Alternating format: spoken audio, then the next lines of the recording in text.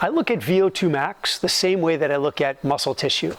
A bigger number is generally considered to be better, meaning if you've got a high VO2 max, that's good. If you've got a lot of muscle tissue, also good. But I think it only looks good on paper.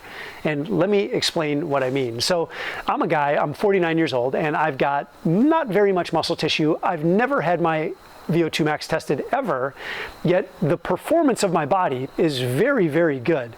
Meaning that if I were to go out and race a bunch of other 49-year-olds and pick the race, it could be a running race, could be a biking race, could be a climb up a mountain with a backpack on, you pick the endurance style event, there's a really good chance I'm gonna perform better than most guys out there, even if a lot of those guys have a higher VO2 max than me.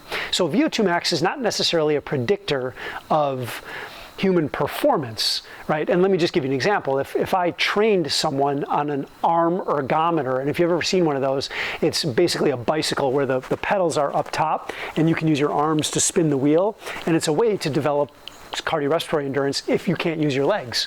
So you can get a very high VO2 max just by practicing that every single day. But if that person were to be tested in other endeavors, in other ways, they probably wouldn't perform very well even though they had a high VO2 max. And just another way to kind of put this, if you think of Lance Armstrong back in his heyday, he did not have the highest VO2 max of all the competitors. His VO2 max was, I think it might have been not even top 10, but he was still performing better than everybody else. So there's other factors that we have to look at. And look, in the real world, if you want to live a great life as a guy over 40, you need to maintain high physical capabilities. Right? And again, your VO2 max doesn't necessarily translate to high physical capabilities. When you look at old people, one of the biggest tells, one of the biggest signs that they're old is how they move. They start to move slower, they shuffle more, they're not as fast, they're not as strong, they lose a lot of coordination and balance. Like, those are the things that tend to go away.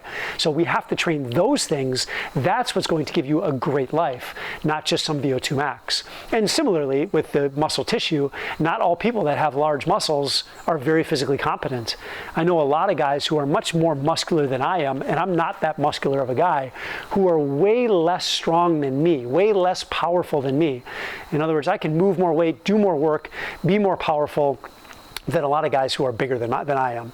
So again, more to it than just those single things, but with all the recent literature out there about how important it is to have muscle tissue and how important it is to have a high VO2 max, what I wish the scientific community would put some standards around performance so that we can chase performance rather than some proxy of that. So look, figure out a great way to build the performance of your body, and it's specifically what we do in Athletic After 40. We narrow down the most important things to build the performance, to build the physical capabilities of our guys who are all over 40, to make them into true badasses so that their body is prepared for all the things that come up, unknown and known, right? Because sometimes we got to be prepared for stuff that we don't even know we need to be prepared for, and sometimes we need to be prepared for things that we know are coming up, like maybe a trip, where we're going to do a lot of walking or a lot of hiking. So you want to be prepared for all those things, and that's exactly what we chase in Athletic After 40. So what I want you to do is go down, check the comments below, check out the new Healthumentary that I just shot, and it goes through all of the sort of foundational elements of what we do with our clients in Athletic After 40 and how we help them to build their health, to build their physical capabilities, to get their nutrition dialed in so they can look good, feel good, and perform at their best as they go through this second half of life.